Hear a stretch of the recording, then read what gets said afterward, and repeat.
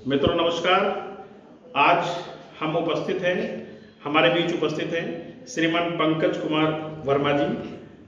आप उत्तर प्रदेश राज्य पुरस्कार विजेता शिक्षक, आपने माननीय मुख्यमंत्री के द्वारा उत्तर प्रदेश राज्य शिक्षक पुरस्कार को प्राप्त किया। आज उन विशेष कष्ट संस्थान पर आपका बहुत बहुत स्वागत है। आप यहाँ आए, आपका बहुत बहुत आभार। कुछ हमारे जो शिक्षक कुछ हमारे शिक्षक जो अपनी सर्विसेज दे रहे हैं, राज्य पुरस्कार पाना चाहते हैं। आप जानते हैं राज्य पुरस्कार पाने के बाद इंक्रीमेंट लगता है, यात्रा फ्री होती है, बहुत सा नकद पुरस्कार मिलता है, इसके अलावा बहुत सम्मान मिलता है और नौकरी का भी एक्सटेंशन होता है। एक ऐसा पुरस्कार है जिसको प्रत्येक शिक्षक पाना चाहता है अपने जीवन में। हमारा बड़ा सौभाग्य है कि आप सर यहाँ पर पधारे। आपसे हम बात करेंगे कि कैसे हम राज्य पुरस्कार आवेदन की क्या प्रक्रिया है, कैसे आपने शुरुआत की। बहुत बहुत भैया जी, आपने सही बात रखी है। ये जो राज्य शिक्षक पुरस्कार है, ये प्रदेश स्तर का एक पुरस्कार है जो प्रति वर्ष हर जनपद से एक व्यक्ति को दिया जा रहा है। और 2018 में जब मैंने आवेदन किया था, उस समय इसके आवेदन की जो प्रक्रिया थी वो ऑनलाइन नहीं थी, लेकिन 2019 से अब इसके लिए ऑनलाइन आवेदन की प्रक्रिया है, जिसमें जो भी शिक्षक अपने विद्यालय में कुछ अच्छा कर रहा है तो निश्चित रूप से उसको आवेदन ऑनलाइन करना होगा। और उसके बाद में प्रदेश स्तर पर जो SPO है हमारा, वहाँ जो है इसका इंटरव्यू होता है 5 से 7 मिनट का।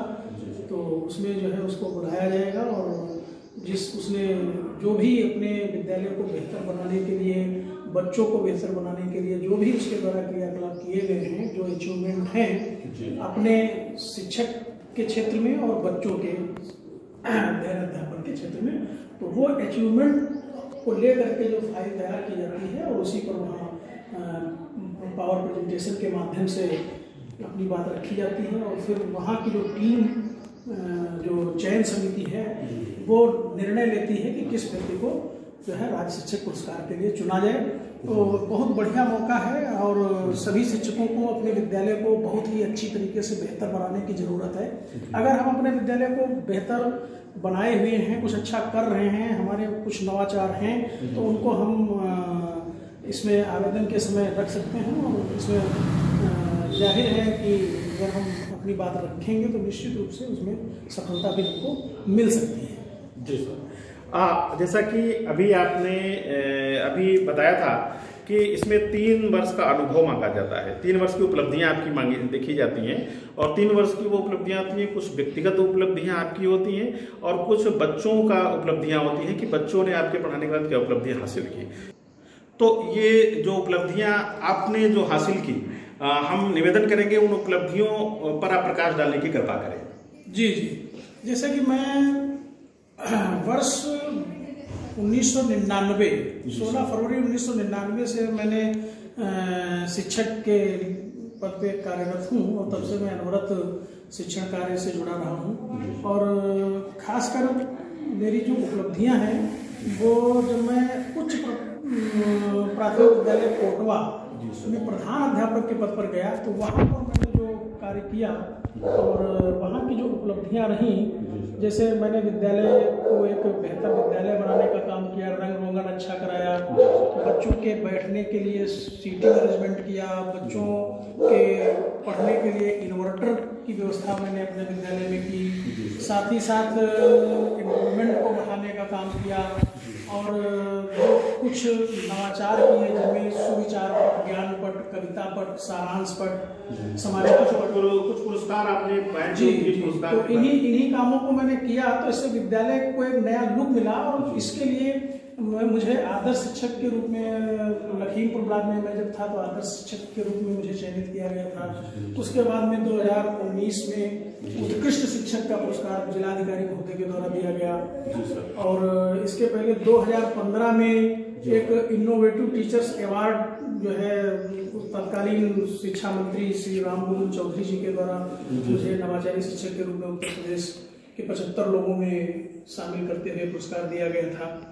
और बाद में जब मैं बच्चों के साथ जुड़ा तो बच्चे भी मेरे जो है जो बाल क्रीड़ा प्रतियोगिताएं, हाँ, वही जो 3 जो आपने अभी 12-13 गतिविधियां बताई थी जी, तो थोड़ा सा उसमें प्रकाश डाल। उसमें जो है बच्चों के लिए हम क्या कर सकते हैं, जैसे बच्चों में विविध आयामों पर हम उनको जो है तैयार कर सकते हैं। जैसे रंगोली प्रतियोगिता है, दीप सज्जा है, केस सज्जा है, मेहंदी प्रतियोगिता है, निबंध लेखन प्रतियोगिता है, काव्य प्रतिभा को हम बच्चों में निखार सकते हैं, कहानी रचना की तरफ जो है बढ़ा सकते हैं। साथ ही साथ पत्र लेखन की कला को हम डेवलप कर सकते हैं, निबंध लेखन, चित्रकला आदि को भी हम डेवलप कर सकते हैं। एकांकी और अंत्याक्षरी के लिए बच्चों को हम तैयार कर सकते हैं। इसके लिए हमने अपने यहाँ कविता पट एक बना रखा है, जिस पर मैं प्रतिदिन कविताएं बच्चों को देता हूँ, बच्चे याद करते हैं। वो एक्चुअल में अभी आपने जो बताया था कि आपने 5 पट तैयार किए जी उन बच्चों को प्रोत्साहित करने के लिए, तो 5 पट्टों का वर्णन। उसमें 5 पट में पहला एक पट था सुविचार पट। अच्छा। तो सुविचार पट पर एक बढ़िया सा एक विचार प्रतिदिन मेरे द्वारा लिखा जाता था, और प्रार्थना स्थल पर जो बच्चे उपस्थित होते थे उनमें से ही किसी बच्चे से उसको पढ़वाया जाता था। तो इससे 2 फायदे हुए। एक तो जो है उनके अंदर नैतिक मूल्यों का विकास हुआ, साथ ही साथ जो है बच्चों में विद्यालय में आने के लिए एक ललक पैदा हुई कि हम पहले पहुंचेंगे, क्योंकि जो पहले आता था उसी से उसको हम पढ़वाते थे। साथ ही साथ दूसरा पट एक था सुविचार पट के बाद में इस्तेमाल करते थे, वो कविता पट था। कविता पट पर जो है बच्चों की शैक्षणिक कविताओं को हम प्रस्तुत करते थे, बच्चे उन कविताओं को पढ़ते थे। तो उसमें कुछ कविताएं ऐसी होती थी जो अलंकारों से संबंधित थी, कुछ रस से संबंधित थी, कुछ छंद से संबंधित थी, कुछ जो है उनके अंताक्षरी में काम आती थी, कुछ जो है पर्यायवाची शब्दों से संबंधित होती थी। तो इससे बच्चों के ज्ञान वृद्धि के साथ साथ जो है अंताक्षरी आदि की स्पर्धा में भी उनको मदद मिलती थी। और साथ ही साथ उनको मैं फेसबुक के ऊपर डालता था, जिससे बच्चों में जो है कुछ अच्छा नया करने की भी ललक पैदा हुई। तो ज्ञान वृद्धि के साथ साथ जो है अन्य लाभ भी जो है बच्चों को हुए। और इसके बाद में हमने ज्ञान पट का प्रयोग किया। ज्ञान पट पर कुछ ज्ञानवर्धक बातों को, कोर्स से संबंधित और सामान्य ज्ञान से संबंधित बातों को भी मैंने लिखा, और उनको भी प्रतिदिन प्रार्थना स्थल पर प्रयोग कराता था। और उससे बच्चों में कुछ नवीन जानकारियाँ उनके अंदर आती रहती थी। उसका लाभ जो है उनको क्विज प्रतियोगिता में मिलता था। जैसे समय समय पर जो हमारे विभाग की तरफ से क्विज प्रतियोगिताएं आयोजित की जाती हैं, जैसे कि राष्ट्रीय आविष्कार अभियान की ओर से जो है क्विज प्रतियोगिता प्रतिवर्ष आयोजित की गई विगत 2 वर्ष। तो उनमें जो है हमारे बच्चों ने प्रतिभाग किया और विजयी बने। बड़े फायदे हैं इसके। ज्ञानवर्धन के साथ साथ जो है जब विजयी होने का और पुरस्कार पाने का अवसर बच्चों को प्राप्त होता है तो बहुत अच्छा लगता है। तो इसी के साथ में समाचार पत्र था। तो समाचार पत्र में जो हमारे घरों में अखबार आते हैं, उनमें से जो बच्चों के मतलब के समाचार और रविवासरीय अंकों में आपने देखा होगा कुछ ऐसी चीजें निकलती हैं, जैसे अक्कड़ वक्कड़ है, अंतर ढूंढो है, लोक गीत हैं, लोक कथाएं हैं, लघु कथाएं हैं, और जो है कुछ और भी बच्चों से संबंधित सुडोकू वगैरह खेल वगैरह रहते हैं। तो इनको भी जो है कटिंग करके और एक पट के ऊपर लगा देते थे, और बच्चे उसको पढ़ते थे, आनंदित होते थे, और उनके अंदर रचनात्मकता इससे विकसित होती थी। और साथ ही साथ एक समाचार पट के साथ में दूसरा एक पट और था, सारांश पट। तो जो सारांश पट हमने बना रखा था, उसमें क्या करता था, जब मैं क्लासरूम में पढ़ाता था तो पढ़ाते समय एक हमने राइटिंग पैड में कुछ A4 कागज लगा रखे हैं, और जब भी मैं पढ़ाता था और बच्चों को नोट करवाता था कोई भी चीज, तो जब तक बच्चे नोट करते थे उतने ही समय में हम भी उसको नोट कर लिया करते थे, और उसको जो है एक नोटिस बोर्ड के ऊपर लगा देते थे, जिसको हमने नाम दे रखा था सारांश पट।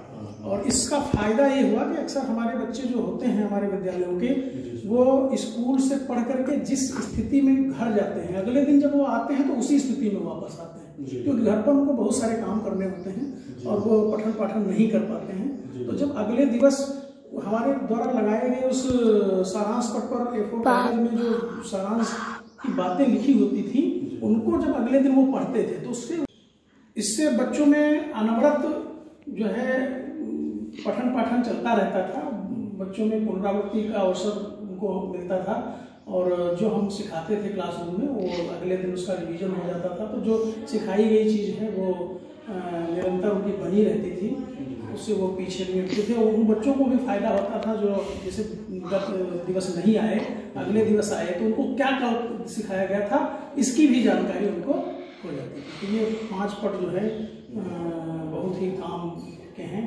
हम अगर स्कूल में रखें तो इससे नवाचार भी है, सीखने के अवसर भी हैं, सृजनात्मकता भी है और ज्ञानवर्धन भी है, तो बहुत से फायदे हैं इसके। अच्छा, आपने जो खड़े हो, अच्छा आपने जो भी बताया घंटी बजाने वाला जो आपने अनुभव बताया था, हाँ, बहुत अच्छा अनुभव था, बहुत अच्छी बात। उसमें घंटी बजाने वाली बात को फिर से प्रकाश डाल दीजिए, कैसे ये हमारे विद्यालय में समय से आने का और बच्चों को आकर्षित करने का एक आपने बहुत अच्छी बात आपने रखी है। ये जो है हम लोगों के विद्यालयों में एक घंटी की व्यवस्था होती है और वो घंटी विद्यालय खुलने से 15 मिनट पहले लगभग 2 मिनट पहली बेल बजनी चाहिए और ये पहली बेल जो है वो चेतावनी बेल होती है, एक तैयारी की बेल होती है। बच्चियों को जब ये बेल बजती है तो उनको पता चल जाता है कि अब हमारा विद्यालय खुल गया है, हमारे अध्यापकगण विद्यालय पहुंच चुके हैं। और वो जो बच्चे विद्यालय जाने के लिए नहीं अभी घरों से निकले हुए होते हैं उनके लिए बहुत उत्साहवर्धन की ये बेल रहती है और बेल की आवाज़ जो है सुन के बच्चे तुरंत भागते हैं, विद्यालय आते हैं। और मैं तो अपने विद्यालय में प्रतिदिन विद्यालय पहुंचते ही 2 मिनट की बेल बजाता था और इससे जो है बच्चों में एक स्फूर्ति आती थी और वो विद्यालय तक पहुंचते थे। बहुत अच्छा आपने बताया। जैसा कि आप जानते हैं, आप हमारे शिक्षक संगठन राष्ट्रीय शैक्षिक महासंघ के भी आप जिला उपाध्यक्ष हैं और आपने अपने अनुभवों से, अपने गाइडेंस से पूरे लखीमपुर जनपद के शिक्षा विभाग का हमेशा नेतृत्व किया है, हमेशा मार्गदर्शन किया है और उसके साथ साथ आपने जो राज्य पुरस्कार प्राप्त करके जो पूरे जनपद को प्रेरणा दी है, ये एक बहुत ही हमारे शिक्षा के सुधार में एक बहुत बड़ा कदम होगा हमारे जिले के लिए। हमें पूरे जिले के शिक्षकों को आप पर गर्व है और आप निरंतर ही ऐसे अपने अनुभवों से पूरे शिक्षा जगत को प्रकाशित करते रहेंगे और आपने अपनी बहुत महत्वपूर्ण अनुभव साझा किए। हालांकि बहुत मेरे निवेदन के बाद आपने ये बहुत संकोच के साथ अनुभव साझा किए हैं, तो जो हमारे व्यूवर्स हैं जो इनकी अच्छी चीजें हैं वो उसका पूरा लाभ उठाएंगे। कोई उसमें नकारात्मक बात नहीं है, कोई सोचने की बात है। जो जैसे जैसे आपने अपना लक्ष्य प्राप्त किया है और ये पूरी संघर्ष की गाथा इस वीडियो में नहीं समाहित किया सकती है। जैसा हम लोग जानते हैं 22 साल की निरंतर साधना के बाद, अपनी यात्रा के बाद आपने ये इतना बड़ा पुरस्कार प्राप्त किया है।